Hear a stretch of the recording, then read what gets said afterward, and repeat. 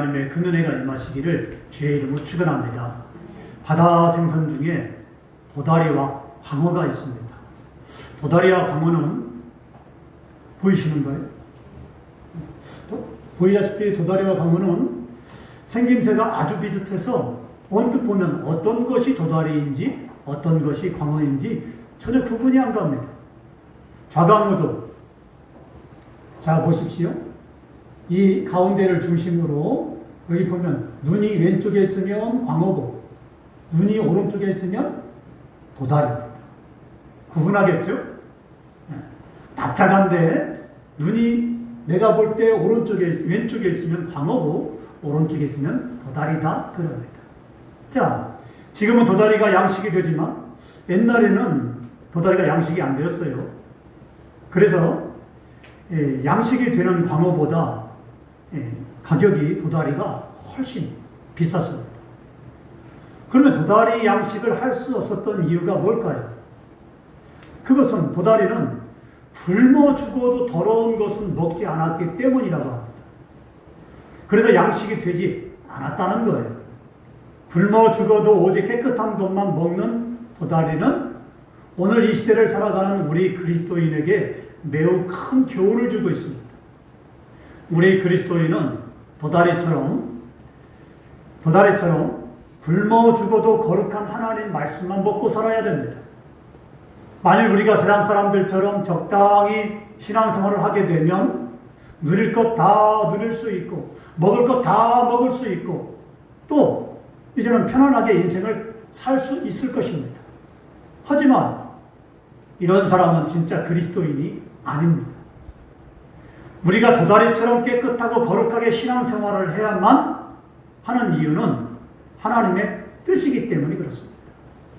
도다리처럼 깨끗하게 신앙생활을 해야만 하나님 백성이 되고 또 하나님이 그렇게 원하시기 때문에 하나님의 뜻이기 때문에 우리가 그렇게 깨끗하게 하나님 말씀만 먹고 신앙생활을 해야 되는 것입니다. 할렐루야. 아멘. 레위기 19장 2절은 이렇게 말씀합니다. 너희는 거룩하라. 이는 나 여호와 너희 하나님이 거룩함이니라. 본문은 참된 그리스도인의 생활이라는 제목의 말씀이에요. 이 시간 우리는 본문을 통해서 영적으로 혼탁한 세상 속에서 어떤 자세로 신앙생활을 해야만 될 것인가, 어떤 자세로 살아가야만 될 것인가를 깨달으며 은혜를 받고자 합니다. 본문 9절 말씀 보십시다. 내가 너희에게 쓴 편지에 음행하는 자들을 사귀지 말라 하였거니와 그랬습니다. AD 55년 바울은 제3차 전도 여행 중 오순절 때까지 에베소에 머물면서 고린도 교회에 편지를 보냈는데 그 편지가 바로 우리가 지금 말씀을 전하고 있는 고린도전서입니다. 그런데 본문 9절 말씀을 보면 바울이 뭐라고 말하냐면 내가 너희에게 쓴 편지에 라고 과거형으로 말하고 있습니다. 그러니까 바울은 고린도 교회를 쓰기 전에도 고린도 교회에 편지를 보낸 적이 있다 이 말입니다. 바울이 이전에 보낸 편지 내용에는 음행하는 자들을 사귀지 말라라는 내용이 있었어요. 이것을 볼 때 바울은 고린도 교회 내에 음행하는 자들이 있었음을 이미 알고 있었어요. 고린도 전서에 편지를 보내기 전에도 고린도 교회 내에 음행하는 자들이 이미 있었음을 바울은 알고 있었습니다. 아마도 바울은 이런 문제를 가지고 고린도 교회를 살리려면 어떻게 해야 될까? 라고 기도하면서 많은 고민을 했을 것입니다. 그런 후에 그리스도인은 하나님 말씀대로 살아야 한다라는 결론에 도달했습니다. 그럼 바울은 고린도 교회 편지를 보내서 음행하는 자들과 사귀지 말라라고 강력하게 경고했습니다. 여기서 사귀지 말라라는 말은 헬라어로 쉬나나 미그니미인데 문자적인 뜻은 자신과 함께 섰다 라는 의미입니다. 이 말은 본절과 데살로니가 전서 3장 14절에만 쓰여진 아주 생소한 단어인데 그 의미는 계속해서 친밀한 관계를 맺고 산다는 말이에요. 그렇다면 사귀지 말라 이 말은 성적인 범죄를 하는 자들과는 친밀한 관계를 맺고 살지 말라는 말이에요. 그런데 저들은 바울의 이런 명령을 무시하고 자기들의 뜻대로, 자기들의 방식대로 아무렇게나 신앙생활을 하며 살고 있었습니다. 그 결과 어떻게 되었습니까? 고린도 교회 내에 음행하는 자들이 생기게 되었지만 어느 누구도 이것이 잘못되었다, 이것이 죄다 라고 지적하며 말하는 사람이 아무도 없었어요. 당시 고린도 교회는 비윤리와 부도덕이 횡행해서 성적으로 타락한 도시로 유명했고, 고린도 교회는 이러한 고린도 도시의 부도덕한 것을 영향을 받아서 성도들 중에 공개적으로 드러나게 음행하는 자들도 있었어요. 성적으로 타락하면서 버젓이 교회에 나와서 그렇게 예배드리고 그렇게 신앙생활 하는 자들이 있었지만 어느 누구도 당신은 잘못됐다, 이 사람은 잘못됐다 말하는 사람이 아무도 없었어요. 그러니 이게 얼마나 잘못된 것입니까? 죄를 지었으면 누군가 말을 해줘야 되고 이거 잘못됐다 해야 되고 스스로도 내가 죄를 지었구나 이래서는 안 되지. 그런 부끄러운 모습으로 부끄럽기 때문에 내가 교회에 이렇게 나가서야 되겠는가 하고 그렇게 생각하는 사람이 없었단 말이에요. 이에 바울은 고린도 교회 성도들에게 어떻게 성도라고 하면서 그런 음행의 죄를 지을 수 있느냐, 이렇게 음행하는 자들과는 사귀지 말고 내쫓으라 라고 단호하게 명령했던 거예요. 할렐루야. 아멘. 그런데 여기서 또 다른 문제가 발생하고 말았습니다. 바울이 이렇게 음행하는 자들과 사귀지 말라고 강력하게 경고하고 명령하자 고린도 교회 성도들 중에는 아예 세상 사람들과 일체 교류를 끊어버리고 사는 자들이 발생하고 말았습니다. 이 바울은 이렇게 말씀합니다. 한번 10절 말씀 보십시다.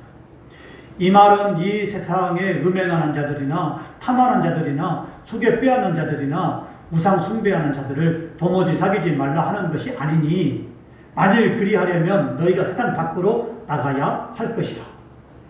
고린도 교회 성도들은 이 바울이 편지를 보내서 주의 종으로서 엄하게 명령을 하자 아예 음행하는 자들이나 탐하는 자들이나 속여 빼앗는 자들이나 우상 숭배하는 자들과 도무지 사귀지 말아야 한다면 이 음란한 이 우상 숭배로 타락한 도시 고린도 교회를 떠나서 은둔과 도피의 삶을 선택한 자들이 있었어요.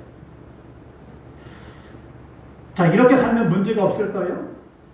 그래, 음행하는 자들과 사귀지 말고 탐하는 자들과 사귀지 말고 또 이제는 속여 빼앗는 자들과 우상 숭배하는 자들과 사귀지 말라고 하니까 그러면 도시 밖으로 나가자. 그 수두원처럼 기도원처럼 비슷하게 만들어서 우리끼리 신앙생활을 하자.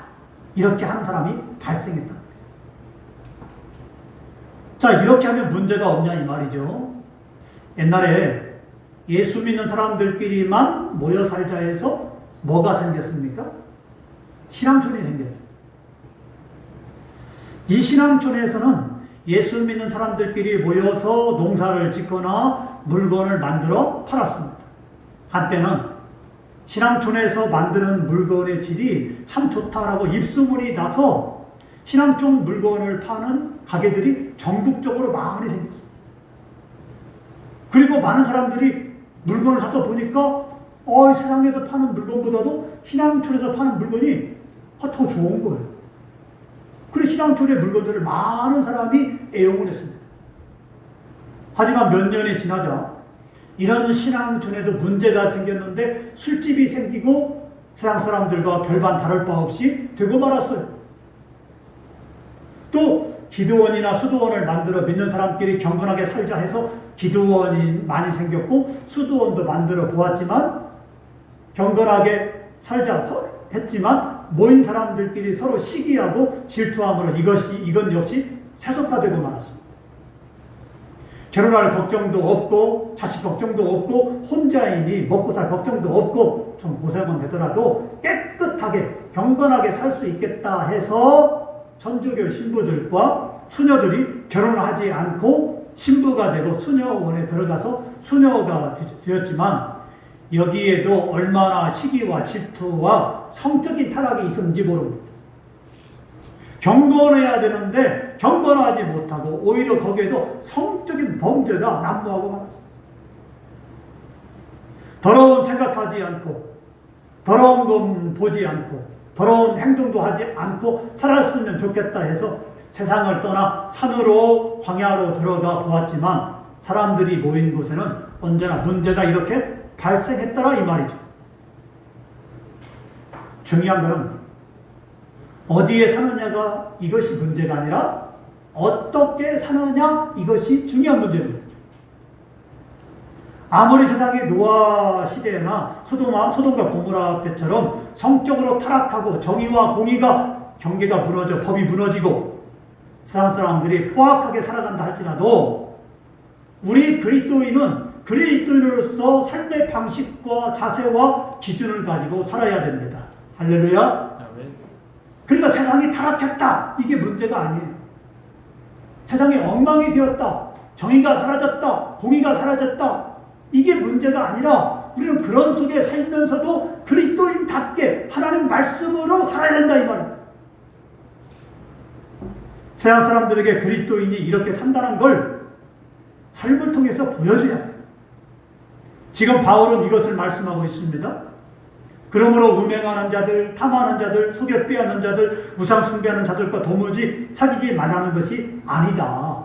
만일 그렇다면 세상 밖으로 나가서 살아야 되지 않겠느냐라고 말씀합니다.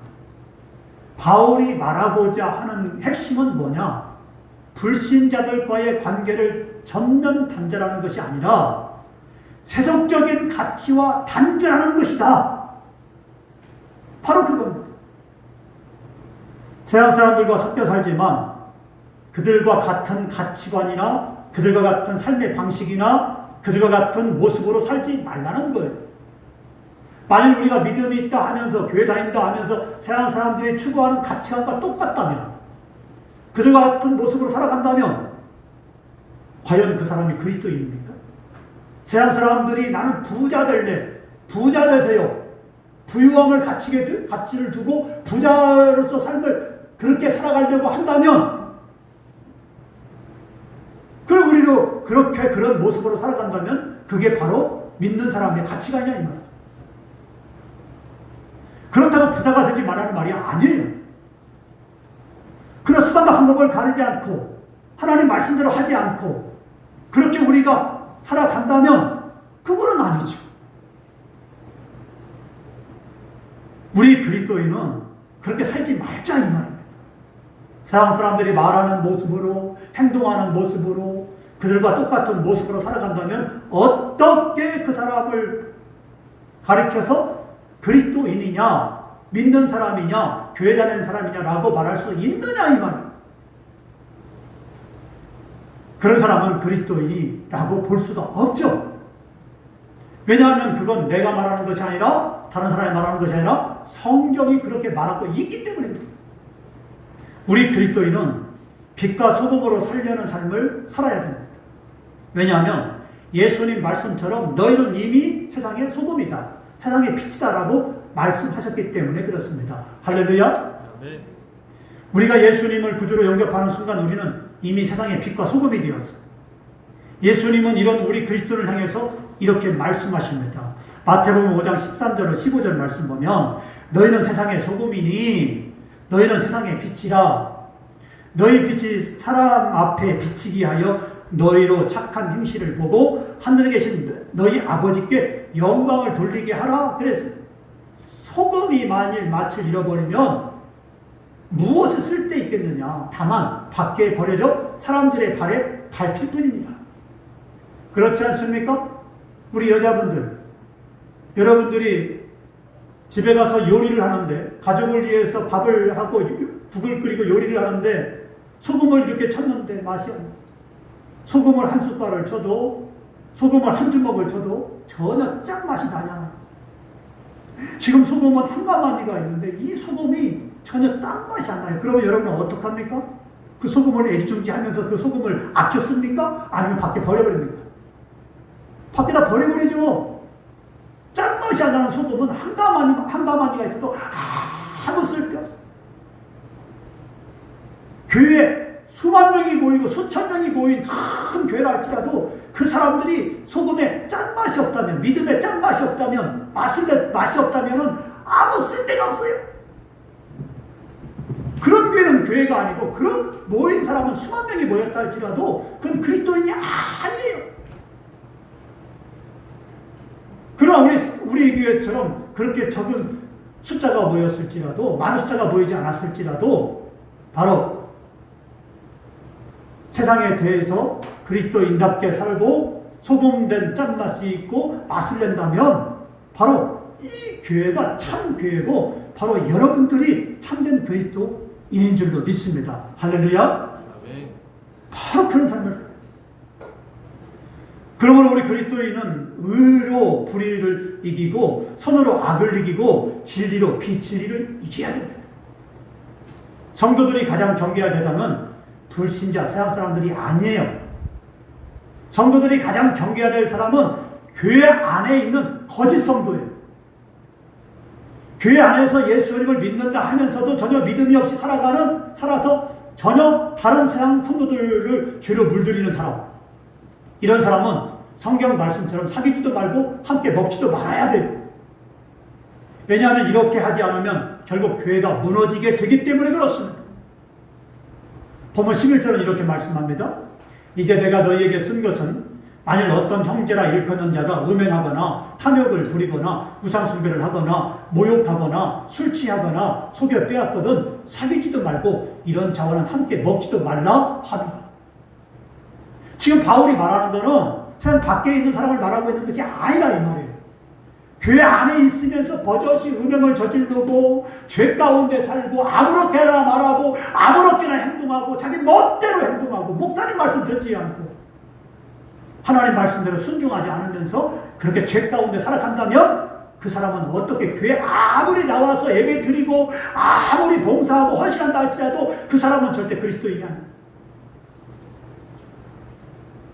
바울은 그런 사람과 사귀지도 말고 그런 사람은 교회에서 내쫓으라 라고 말합니다. 왜냐하면 그 사람 때문에 교인이 물들고 그 사람들 때문에 교회가 이제는 타락하게 되고 무너지게 되고 하게 됩니다.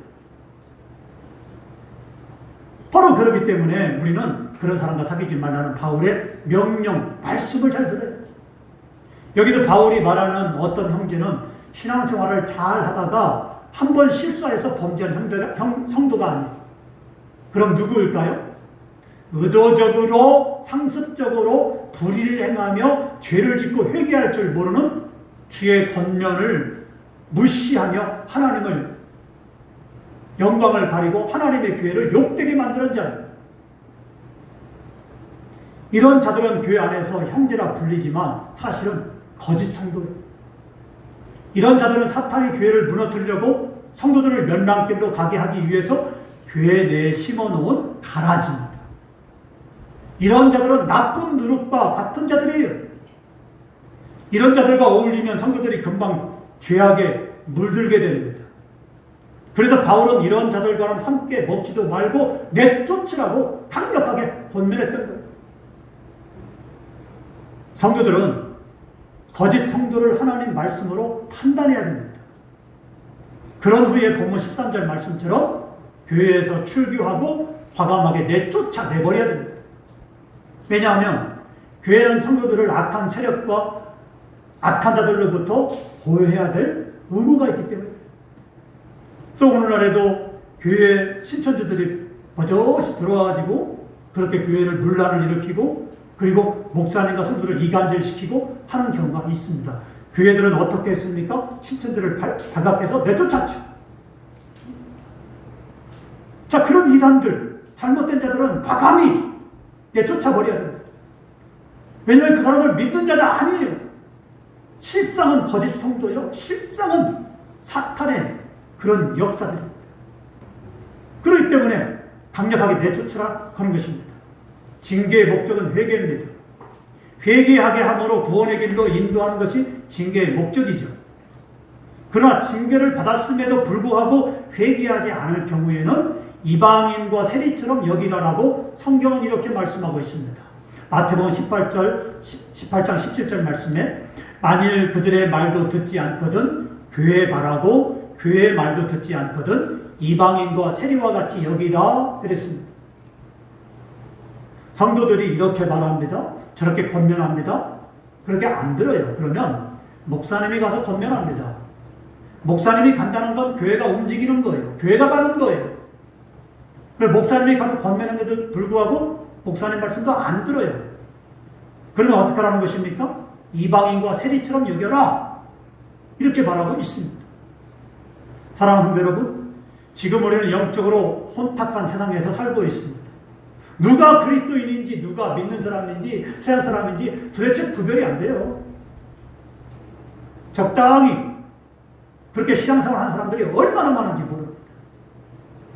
입에서 쌍욕을 내뱉고 악한 말을 하고 악한 행동을 하면서 음란하게 타락한 성적인 범죄를 저지르고 믿는 사람조차도 그렇게 사는 사람들이 있더라 이 말이죠. 소돔과 고모라 시대, 노아 시대처럼 되고 말았어요.